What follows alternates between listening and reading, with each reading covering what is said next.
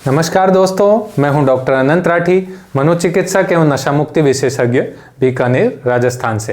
दोस्तों, आज हम बात कर रहे हैं एक मानसिक रोग के लक्षण के बारे में, जिसमें व्यक्ति उल्टी पुल्टी बातें करने लगता है।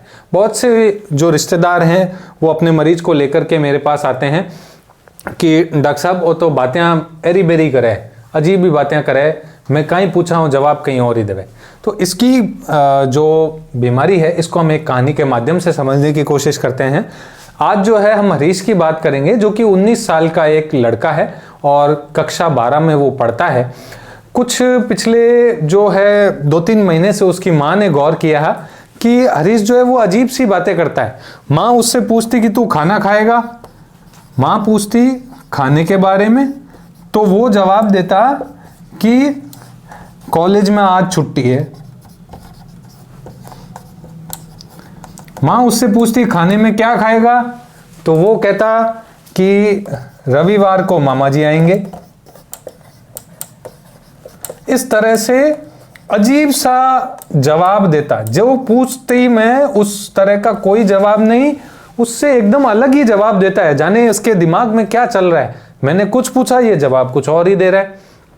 और उसकी माँ ने ये गौर किया कि पिछले 15-20 दिन से तो ये अकेले बैठे बैठे ऐसे होठ सा हिलाता रहता है, कुछ ऐसे कभी कभार यूं इशारे भी करता है हवा के अंदर, और फिर ऐसे होठ सा हिलाता रहता है। जाने पता नहीं ये किससे हवा में बातें कर रहा है, क्या कुछ बोल रहा है, क्या इसके मन में चल रहा है, क्या इसके दिमाग में चल रहा है, पता नहीं। अकेला गुमसुम सा रहने लगा है, अकेला ही बैठा बोलने लगा है, कभी बिना बात ही यूं मुस्कुरा लेता है, कोई बात ही नहीं है, कोई बोल ही नहीं रहा फिर भी मुस्कुरा लेता है।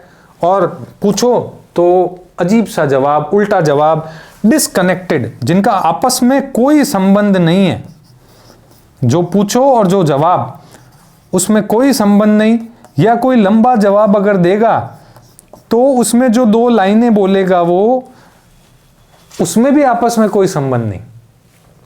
पहली लाइन किसी और बारे में, दूसरी लाइन किसी और बारे में, तीसरी लाइन किसी और बारे में।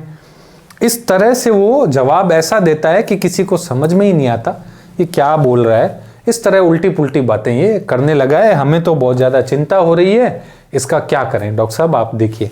तो दोस्तों, ये जो उल्टी पुल्टी बातें करना आपस में, जिनका कि कोई रिलेवेंट कनेक्शन नहीं है, आपस में कोई मीनिंगफुल कनेक्शन नहीं है, और अकेले बैठे बैठे होठ हिलाते रहना, बिना बात मुस्कुराना, हवा में कुछ इशारे करना, दोस्तों ये एक मानसिक रोग के लक्षण हो सकते हैं।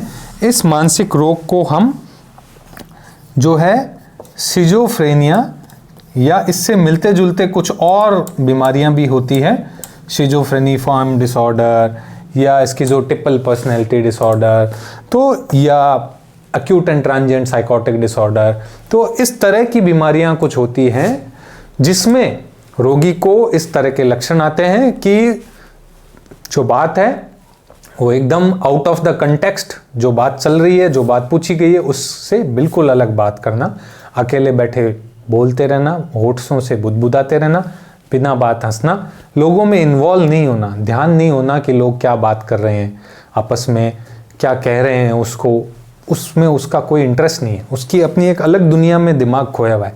तो दोस्तों, जितना जल्दी हम पहचाने कि सिजोफ्रेनिया नाम की एक मानसिक बीमारी का लक्षण हो सकता है, और जितना जल्दी हम उस व्यक्ति को मनोचिकित्सक के पास ले जा करके इलाज शुरू करवा देंगे, उतनी कम दवाओं से और उतने कम समय में वह व्यक्ति ठीक हो जाएगा। हमें ज़रूरत है कि हम समझे कि यह एक मानसिक रोग है, न कि कोई ऊपरी पराई भूत प्रेत का साया है। जितना जल्दी मनोचिकित्सक के पास भेजें, उतना ही इसका भला हो जाएगा। अगर आपको मेरे द्वारा दी गई जानकारी अच्छी लगी हो, उपयोगी लगी हो, तो इस मेरे वीडियो को ज़्यादा से ज़्यादा शेयर कीजिएगा, ताकि अन्य लोगों को भी इस जानकारी को पहुंचाया जा सके। जय हिंद।